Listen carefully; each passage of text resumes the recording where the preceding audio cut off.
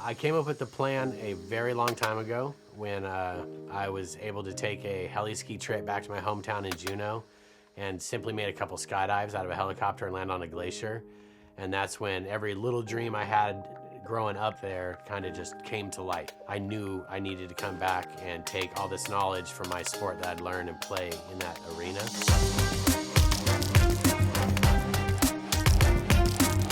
Why Alaska? It's the obvious. It has some of the biggest mountains in the world and more options than anywhere in the world when it comes to just the vast area of endless mountains. Big mountain skiing, high-speed parachute flying has come to this place where all these athletes are mingling and sharing ideas.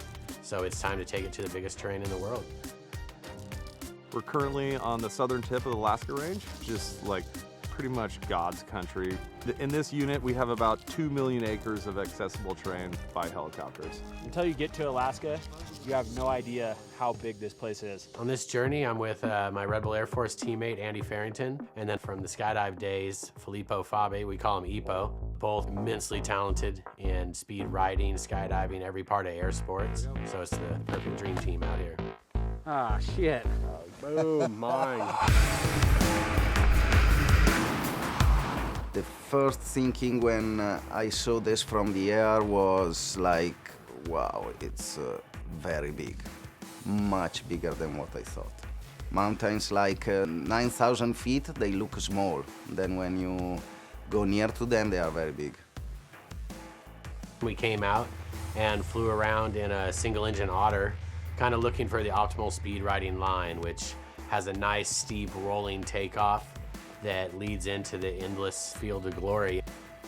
It was just obvious from the first real scout that this was the place we needed to come. First scout that we did, it was really cool to see the riders, what their vision was, because what we defined as, like, let's call it mini golf or a small line, when you're dealing with skiers and snowboarders, it's a feature where it might be like a 30 to 40 foot or maybe even a 100-foot drop. These guys are looking at features that can be upwards to 700 feet.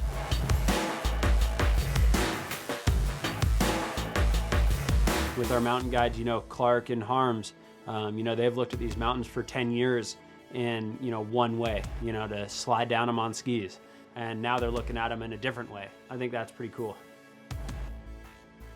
Finally, it was a dream come true. It's something I've thought about for so long, and I could tell with the energy going into this and the scout was real that this project was going to happen.